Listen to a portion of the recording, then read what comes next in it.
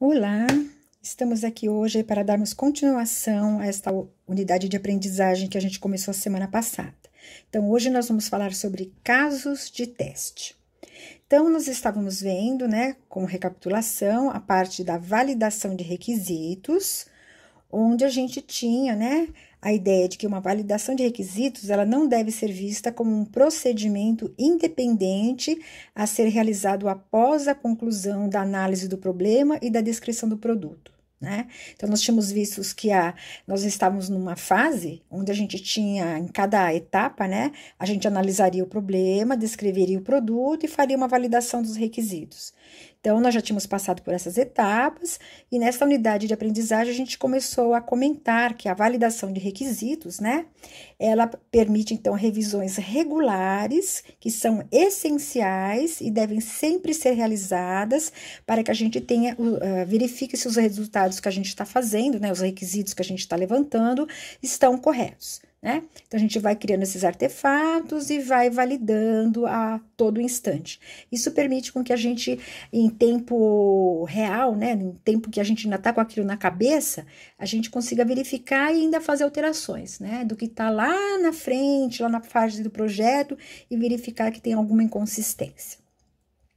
Então, nessa parte da validação dos requisitos, nós comentamos que a gente teria a validação interna dos artefatos, a consistência entre esses artefatos. Então, essas duas etapas aqui a gente comentou na semana passada, dentro desta unidade de aprendizagem, Falamos que teríamos a negociação de conflitos, ou seja, se a gente validar, fizer a consistência e tiver alguma coisa que não está bem, a gente pode voltar com os nossos clientes, com os usuários desse sistema para negociar como é que fica isso, Então, você ainda pode estar alterando para fazer outras validações. E uma etapa também dessa validação de requisitos seria o planejamento dos casos de teste. Bom, então, a cada vez que a gente estiver fazendo uma validação dos requisitos que a gente levantou em cima de algum artefato que foi criado, a gente pode estar já criando casos de teste. Bom, então, o que seria um caso de teste? Um caso de teste, ele expressa um conjunto de condições usadas para se testar o software. Tá bom? Isso é uma ideia de maneira geral. Ele permite, então, a gente identificar defeitos, já que a gente está testando, a gente identifica defeitos na estrutura interna de um software por meio de situações que exercitem as estruturas utilizadas na codificação para a implementação desses requisitos. Então, esses testes, a partir do momento que você vai criando os artefatos, você está criando aqueles casos de uso, diagrama de atividades e assim por diante, nesta fase, você já pode pensar em testes que vão ter que ser feitos posteriormente sobre esses artefatos, sobre esses requisitos que você levantou, como eles vão ser testados lá na frente. Esse caso de teste, então, garante que os requisitos de software sejam plenamente atendidos. Ou seja, se eu coloquei lá que no caso de uso vai ter que ser feita uma determinada funcionalidade, eu tenho que fazer, já pensar, estruturar um caso de teste que valide, aquele requisito que foi colocado ali, para ver se quando for implementado, estiver funcionando esse sistema, se aquilo vai estar funcionando bonitinho, bom? Então, o caso de teste descreve os valores de entrada e os resultados esperados do processamento. Ou seja, para uma determinada funcionalidade, eu vou testar todas as possibilidades de entradas, entradas corretas, entradas erradas, coisas sem nexo, sei lá, para testar todas as possibilidades para ver se o sistema, consegue detectar essas falhas ou se no caso estiverem corretas, ela vai dar um resultado, vai responder corretamente. Então, a gente tem que colocar qual é o resultado esperado, quando eu determinar uma determinada entrada nesse teste.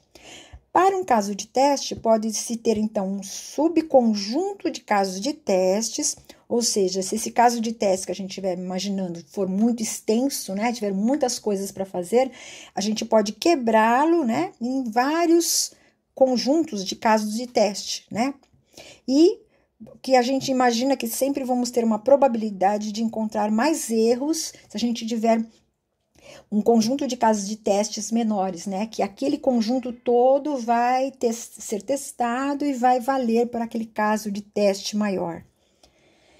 A especificação de casos de teste, né, de funcionalidades, são úteis também na validação dos artefatos que as descrevem.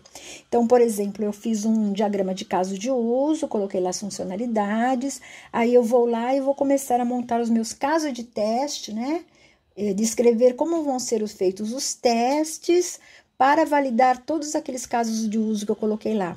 E muitas vezes, quando a gente está descrevendo esses casos de testes, a gente repara que houve alguma inconsistência na hora que eu fiz aquele diagrama.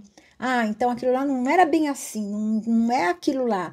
Então eu volto para o cliente, eu vejo como deve ser feito, eu refaço esse diagrama e posteriormente, né, refaço, então, como vai ser esse caso de teste para aquela funcionalidade.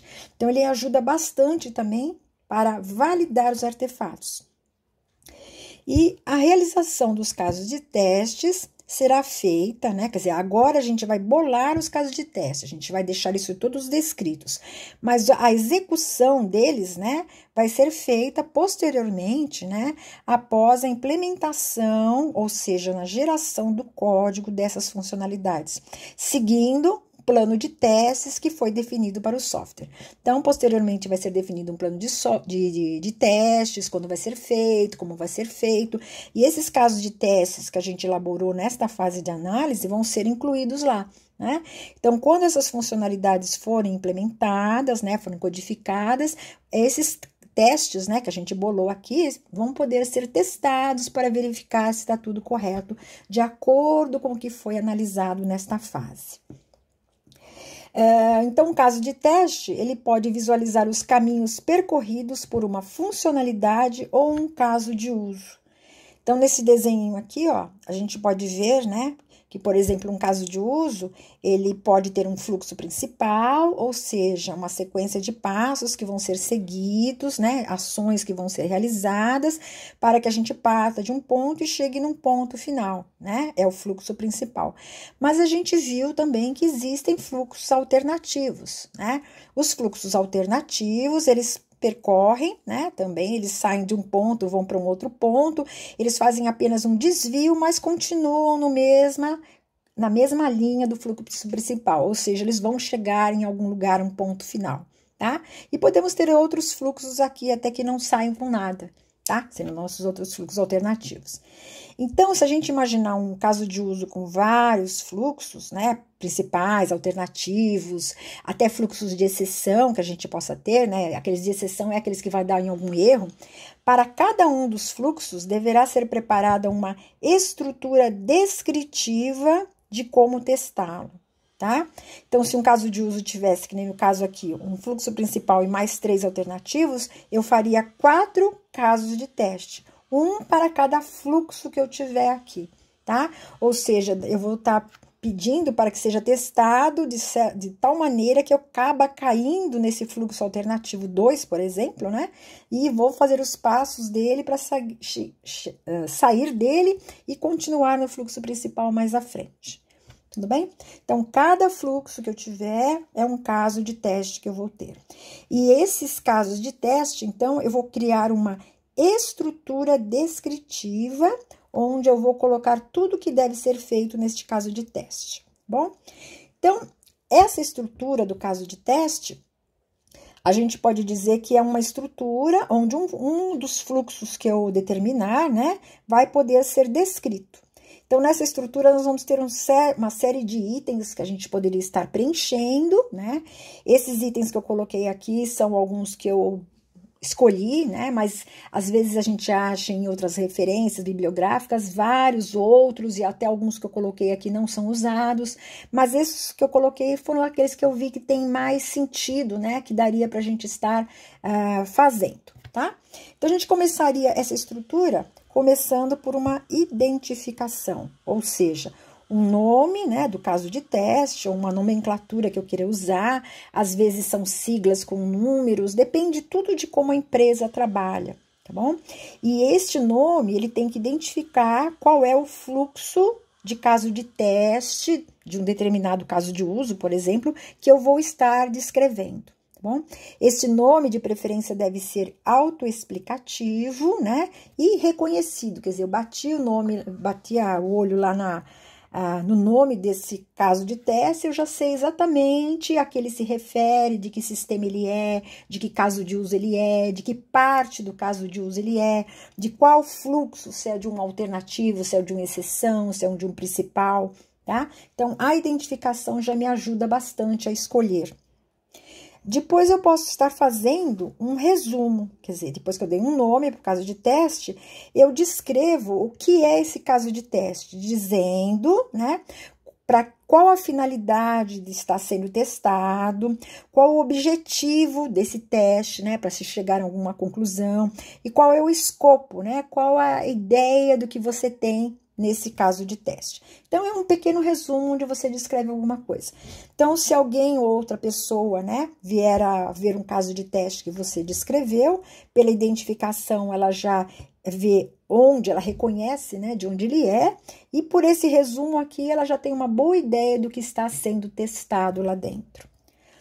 Um outro item que a gente pode pôr nessa estrutura seriam as pré-condições. Então, a gente já havia falado até de pré-condições quando a gente falou sobre a descrição de um caso de uso, né? Então, a gente viu que nós fazíamos um diagrama de caso de uso e para cada caso de uso que a gente colocou, né, no desenho daquele diagrama, a gente fazia uma descrição dele, né? Que tinham vários itens também, né, estruturados, bonitinho. E um deles era chamado de pré-condição, que é mais ou menos a mesma ideia aqui, tá? Então, em pré-condição, a gente vai descrever em que estado, né, que o sistema tem que se encontrar antes de iniciar esse teste. Tem a ver com o próprio pré-condição lá da descrição do caso de uso que você colocou lá, tá? Lá na descrição do caso de uso, a gente também fala em que estado que o sistema tem que estar para que aquele caso de uso, aquela funcionalidade seja executada, tá bom? Então, aqui também a gente coloca, já que a gente vai fazer um teste em cima daquilo lá, né, daquela funcionalidade, a gente tem que dizer qual é o estado em que ele vai estar. Isto, então, deve ser feito para cada uma das execuções das condições a serem testadas. Então, eu vou determinar aqui dentro quais as condições, né, que eu vou testar dentro desse teste, e eu posso até estar descrevendo estados, né, iniciais que eu teria para cada um desses tipos. A continuação ainda dessa estrutura, né, a gente pode depois colocar também a parte de entradas. Então, a entrada seria, para cada uma das condições de execução estabelecidas, a gente deve fazer uma lista de estímulos, ou seja, de entradas a serem aplicadas durante o teste. Então, quais os dados que eu vou usar para testar aquilo lá? De onde vêm esses dados, né? Eles estão gravados? Eles vieram por transmissão? Eles foram digitados pelo usuário? Eles estão numa tela inicial? Em algum lugar eles estão, tá? Então, eu tenho que estabelecer quais são esses valores que devem ser usados para que quando esse teste for realizado, né, seja pego de lá certinho, né, daquele lugar onde deveriam estar esses dados de entrada. Depois, nós podemos escrever nessa estrutura também, né, a parte de ação, né, ou seja, quais as ações, quais os passos que o usuário vai realizar para que seja executado o que foi planejado nesse teste. Tá? Então, a gente coloca sempre em formas assim de verbos, né? Por exemplo, aqui, ó, clicar no botão salvar, acessar o menu exibir, dentro do menu exibir o item modo de exibição. Então, você vai colocando quais as ações que você vai colocar para que o usuário, né, faça um por um bonitinho. O usuário vai ser aquela pessoa, aquele analista de teste, provavelmente, né, que vai estar lá pegando aquele caso de teste e testando para ver se a funcionalidade está correta, né?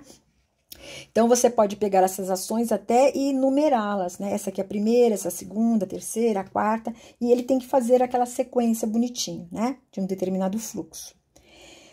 Aí, a gente pode ter na sequência dessa estrutura quais os resultados esperados, ou seja, o que se espera na execução do teste planejado.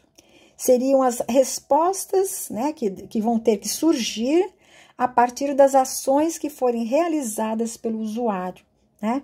Então, cada ação que a gente descreveu lá atrás deve ter um resultado esperado, tá bom? Podem ser estados, condições observáveis, erros, falhas e assim por diante. A gente podia até ter alguma coisa assim em forma até de uma tabelinha, né? Que já fique um do lado do outro. A parte ação e a parte resultado esperado. Então, por exemplo, se eu colocar aqui, inserir um CEP válido e salvar. Isso aqui é uma ação, tá? Se eu fizer isso, qual é o resultado esperado? O registro vai ter que ser salvo na tabela cliente. Então, é algo que eu vou verificar se realmente ocorreu, tá? É um resultado esperado. Outra ação aqui, ó, clicar no botão pesquisar. Se eu clicar no botão pesquisar, qual é o resultado esperado? Deve aparecer a tela pesquisa cliente, tá bom? Então, eu posso ir colocando até um do lado do outro para realmente ver que toda ação tem um resultado esperado, tá? Eu posso também colocar só as ações separadas, numerando, e quando eu entrar no item resultados esperados, usar a mesma numeração para saber que aquela ação de número 1 vai ter esse resultado esperado de número 1, e assim por diante, tá bom? Então, aqui, ó, só não foram coisas que deviam dar certo, né? Inserir, salvar, vai ter que salvar o registro, cliquei no botão, a telinha tem que aparecer, foram todas as coisas que tem que ser corretas. Agora, eu também poderia estar colocando ações aqui, né? Se eu colocar um CEP não válido, o que vai acontecer, tá? É uma ação e vou colocar qual é o resultado esperado. Sei lá, o resultado esperado poderia ser uma mensagem de erro dizendo esse CEP está inválido. Tudo bem? Então, são coisas que você coloca num caso de teste. E, no final, a gente pode ter também a chamada pós-condições, tá? Ou seja, eu posso estar descrevendo qual é o estado em que o sistema deve estar após a execução deste teste. Então, esse estado, muitas vezes, vai servir de pré-condição para outros testes subsequentes. Tudo bem? Então, a gente coloca pré-condição para dizer como o sistema deve estar quando o teste iniciar, e a gente pode colocar uma pós-condição para dizer como o sistema deve estar quando este teste terminar. Então, é algo que você também vai validar para ver se está correto, tá? Então, isso aqui, gente, forma uma estrutura de alguns itens que eu coloquei. Então, dependendo de outras bibliografias, podem existir mais itens, menos itens e assim por diante. Eu peguei até aqui um modelinho, né? Peguei nesse Monografias Brasil Escola, da UOL, tem uma estrutura aqui de um caso de teste, tá? Aqui ele colocou o contador, colocou um número, né? Uma localização, que ele chama de localização, que é a tela de abertura NFE, qual é a criticidade, quer dizer, quanto que é crítico fazer isso aqui, ó, é alta, quer dizer, tem que realmente ser feita e com muito afinco, né? Quais os objetivos do teste, verificar funcionamento da tela de abertura de emissão de nota fiscal, qual é o nome do caso de teste, né? Agora que veio o nome do caso de teste, testar o funcionamento do botão emissão NFE e campo fiscal. Aqui ele colocou uma pré-condição, ó, a operação tem que estar devidamente cadastrada, colocou aqui os procedimentos, aqui ele chamou de procedimentos, mas são as nossas ações que eu comentei atrás, tá? O que deve ser feito? Então, foram colocados aqui, ó, 5 passos, né, numa sequência, para que o usuário siga esses passos e faça alguma coisa. E aqui colocou um resultado esperado. Então, para o item 1, ó, clicar no campo emissão NFE, o 1 aqui de resultado esperado está dizendo que o sistema deverá abrir a tela de abertura para NFE. Tá vendo? Então, para cada um que tiver aqui, uma ação tem um resultado esperado. Nessa estrutura aqui não foi colocada a pós-condição, mas é algo que é interessante você colocar, né? Porque é para saber se realmente o sistema está naquela condição de estado quando o teste terminar, tá? Então, é um modelinho, é um exemplo de um caso de teste. Algumas características sobre os casos de teste, tá? Que a gente tem que levar em consideração. Ele tem que ter um objetivo claro, né? Então, lá naquela parte, lá resumo, a gente tem que descrever exatamente o que o caso de teste quer fazer. Ele deve seguir um padrão de descrição. Então, como eu comentei, às vezes a empresa já tem um modelo de como deve ser essa estrutura do caso de teste, tá? E tem algumas coisas que devem ser seguidas, por exemplo, as mensagens de erro estar sempre em aspas ou com uma determinada cor. Se você for falar de algum menu, né, item de algum menu, colocar entre colchetes. Então você cria um padrão, né, para seguir. Aquilo lá ajuda bastante para outros casos de teste, que na hora que a pessoa vê alguma coisa lá entre colchetes, já sabe que aquilo é um item de menu, né, porque está seguindo um padrão. Um caso de teste não deve ser exaustivo, ou não ter muitos passos. Desse exemplinho que nós mostramos lá atrás, tinha 5 passos, né? Então, até aí tudo bem. Mas se você chegar a uma quantidade exagerada, 20, 30 passos, aí o negócio não está muito bom, né? Costuma até, às vezes, oferecer erros, né? O próprio analista de testes que está lá testando acaba pulando um passo ou leu um e pegou um pedaço do outro, porque o negócio está texto muito extenso. Então, às vezes, é interessante a gente quebrar esse caso de teste em menores, né? Fazer um subconjunto dentro desse caso de teste, que aí você testa pedacinhos menores para ver o que está acontecendo. Evidenciar os testes para situações de falhas. Então, sempre pensar na parte de erros, não só na parte que deveria estar funcionando bem, tá? Porque a gente nunca sabe o que o usuário vai fazer, como ele vai pensar, as besteiras que ele vai estar fazendo.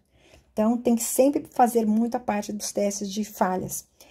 Um caso de teste, a estrutura dele, né, tem que ser completa, que nem a gente viu os itens lá atrás.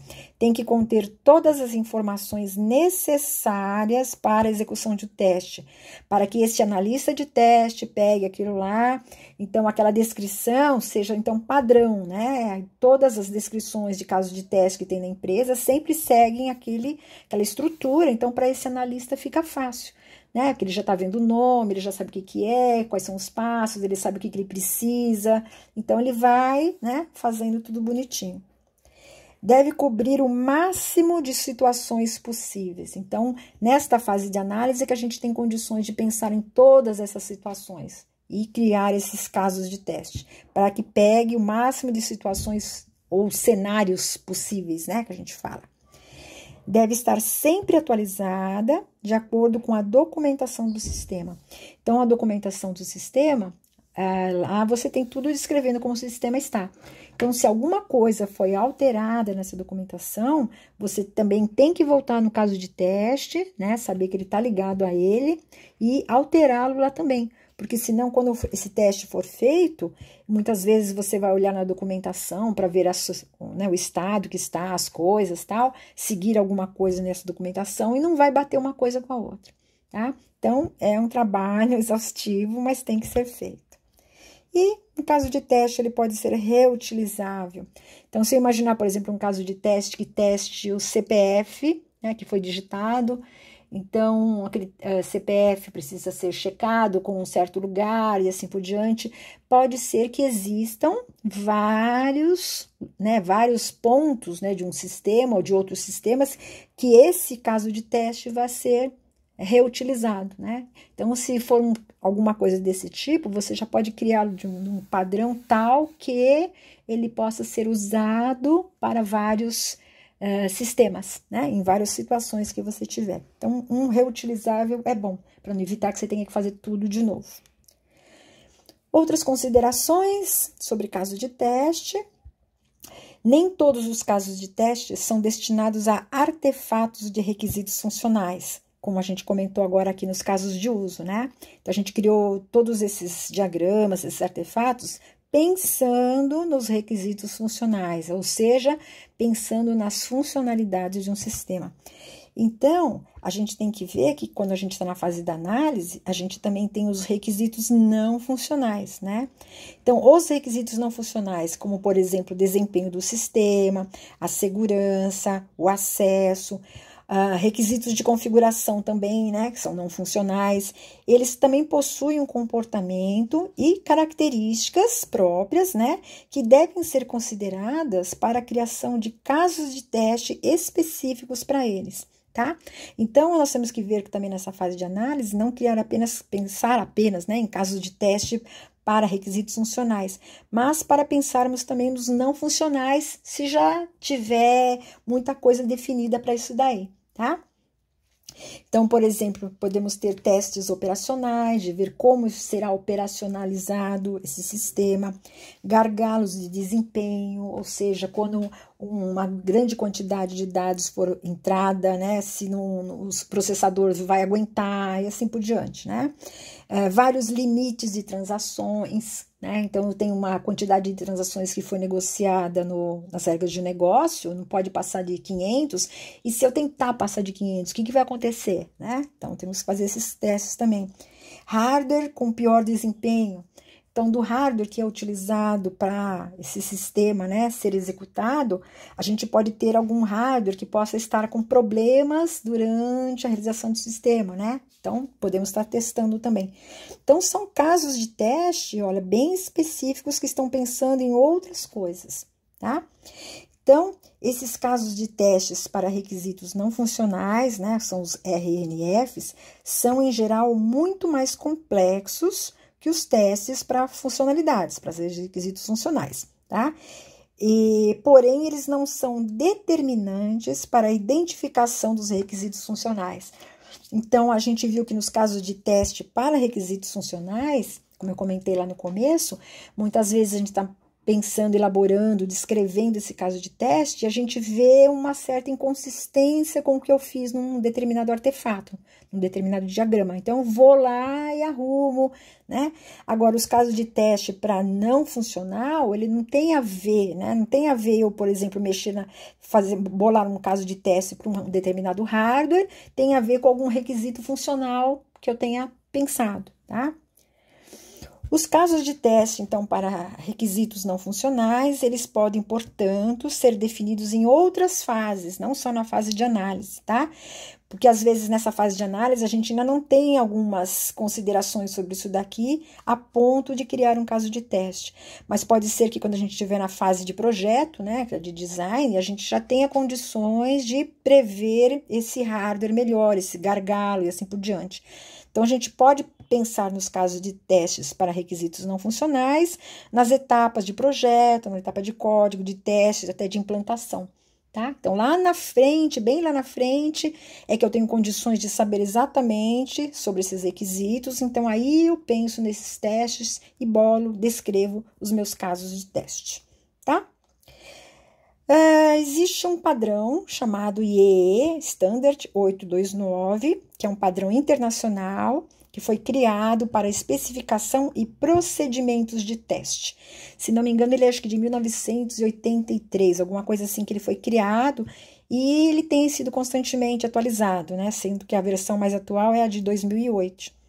Ele é utilizado como roteiro para direcionar a forma de se criar casos de teste, tá? Então, após alguns estudos que eles fizeram, eles também criaram um roteirinho e colocaram como um padrão a ser seguido. Então, muitas empresas acabam seguindo esse padrão. Ele foi proposto exatamente com o intuito de que empresas de software pudessem definir o seu roteiro de documentos para as atividades de teste de software. E, apesar dele ser um padrão, né, uma empresa pode adaptar esse padrão, colocando outras características que sejam mais adequadas a ela, né? Como cada organização possui as suas especificidades, né? Tem suas coisas, suas especificações, isso precisa ser refletido nesse roteiro que vai ser utilizado para documentar essas atividades de teste, tá? Então, muitas empresas seguem esse padrão, né? Mas muitas empresas altera um pouco esse padrão, colocam mais coisas que ela acha que seja mais interessante para a ideia, né, para o tipo de empresa que ela tem, de empresa de software. Bom, então, gente, aqui foi para a gente falar um pouquinho sobre essa parte de caso de teste, né? E vamos fazer uma atividade sobre isso daqui e numa outra oportunidade estaremos continuando. Muito obrigada pela atenção.